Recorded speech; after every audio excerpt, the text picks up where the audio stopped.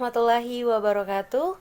Perkenalkan, nama saya Oksa Marina dengan NIM J1A11864.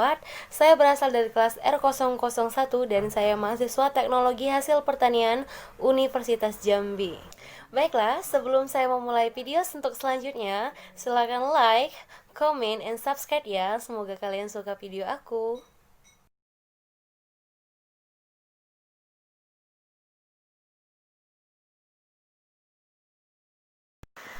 Oke, baiklah, di sini saya akan mereview jurnal yang berjudul Studi in Vivo Produk Sereal dari tepung bekatul dan tepung ubi jalar sebagai pangan fungsional. Nah, pasti kalian di sini sangat asing bukan dengan nama bekatul?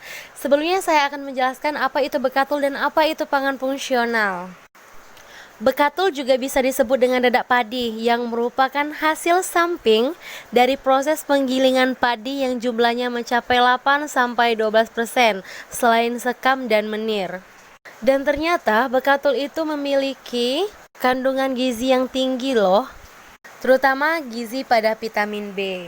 Selain itu, kandungan serat makanan, khususnya serat larut minyak dan kandungan komponen bioaktif yaitu orizanol dilaporkan sebagai komponen yang dapat menyehatkan tubuh manusia.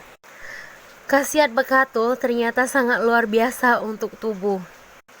Bekatul dapat menurunkan kadar kolesterol darah dan low density lipoprotein kolesterol (LDL) kolesterol darah, serta dapat meningkatkan kadar high density lipoprotein kolesterol (HDL) kolesterol darah. Potensi komponen bioaktif ini mendorong dikembangkannya penggunaan bekatul sebagai pangan fungsional. Dan pangan fungsional itu adalah makanan dan bahan pangan yang dapat memberikan manfaat tambahan di samping fungsi gizi dasar pangan tersebut dalam suatu kelompok masyarakat tertentu. Serat makanan atau dietary fiber sampai saat ini adalah komponen yang paling banyak digunakan dalam pangan fungsional. Dan contoh serat makanan yang banyak ditambahkan ke dalam pangan yaitu serat dedak beras atau dedak gandum. Sehingga jikalau kita menambahkan bekatul dalam pembuatan sereal ini akan menjamin bahan baku pangan fungsional yang akan kita buat. Substitusi tepung bekatul pada pembuatan roti dan biskuit serta kue jajanan pasar ternyata sudah diteliti oleh para peneliti dan ternyata hasil dari penelitian tersebut hasilnya memuaskan. Dan aplikasi tepung bekatul pada produk-produk sereal untuk sarapan pagi dalam bentuk plakes, lembaran dengan ukuran kecil dapat dijadikan produk alternatif yang dapat dikombinasikan dengan salah suatu bahan baku lokal seperti tepung ubi jalar yang berpotensi sebagai sumber karbohidrat alternatif.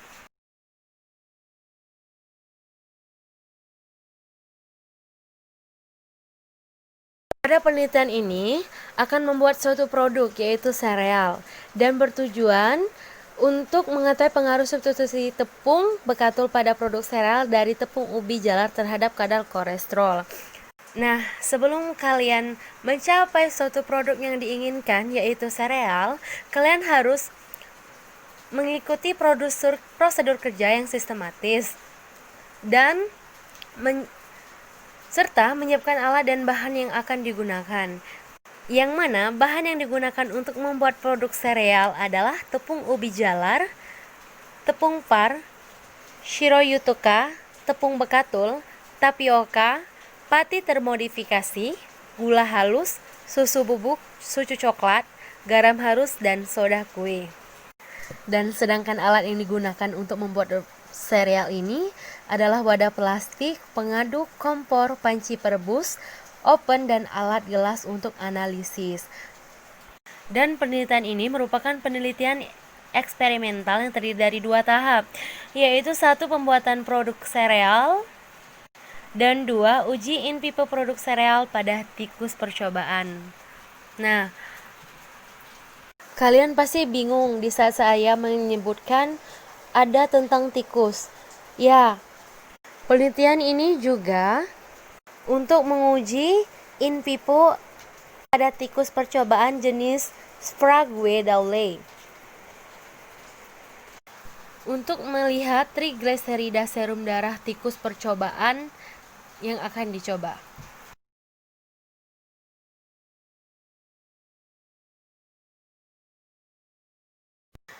Nah, sekarang kita menuju tahap pembuatan sereal. Pembuatan produk sereal diawali dengan pencampuran berbagai bahan, yaitu tepung bekatul, tepung ubi jalar, tapioka, pati termodifikasi, gula halus dan susu bubuk, susu coklat, garam halus dan soda kue. Selanjutnya ditambahkan air dingin dan diaduk. Ditambahkan kembali dengan air hangat dan diaduk dengan mencampurkan keseluruhan bahan secara merata. Selanjutnya, adonan dimasak sambil diaduk menjadi kalis. Arti kalis dalam hal ini yaitu tidak lengket pada medium yang digunakan. Dan kemudian adonan dibentuk menjadi lembaran tipis dan dicetak sesuai dengan ukuran yang Anda inginkan, yaitu ukuran yang diinginkan dalam penelitian ini membentuk bulat dengan diameter 2 cm, di-open hingga kadar airnya mencapai 3% dan digoreng selama 3 detik. Setelah dingin, produk dikemas dalam kantong plastik. Jadi, kenapa saya lebih sedikit membahas tentang percobaan pada tikus? Karena saya di sini hanya memfokuskan kepada bahan pangan fungsional. Jadi, saya hanya menekankan apa itu bahan pangan fungsional yang akan menjadi produk, yaitu sereal. Oke, baiklah. Setelah dilakukan penelitian memiliki hasil uji yang telah didapatkan. Produk sereal yang mengandung tepung bekatul dan tepung ubi jalar dapat menurunkan kadar kolesterol total dan low density lipoprotein LDL, serta dapat meningkatkan high density lipoprotein HDL dan triglycerida serum darah tikus percobaan. Dan itulah hasil dari penelitian yang telah dilakukan. Kenapa bisa menurunkan kadar kolesterol? Serat pangan larut dapat menurunkan kadar kolesterol total melalui mekanisme peningkatan asam empedu. Asam empedu dibentuk dari kolesterol di hati, diperkatkan dan disimpan di kantung empedu. Serat yang dikonsumsi dapat mengikat asam empedu kemudian dikeluarkan bersama feses. Bekatul yang digunakan merupakan sumber serat pangan atau serat larut dan serat tidak larut yang baik. Oke, dan hanya itulah yang bisa saya dapat sampaikan kepada kalian. Semoga yang saya sampaikan bermanfaat bagi kalian. Dan jikalau ada kata-kata saya yang salah, saya mohon maaf.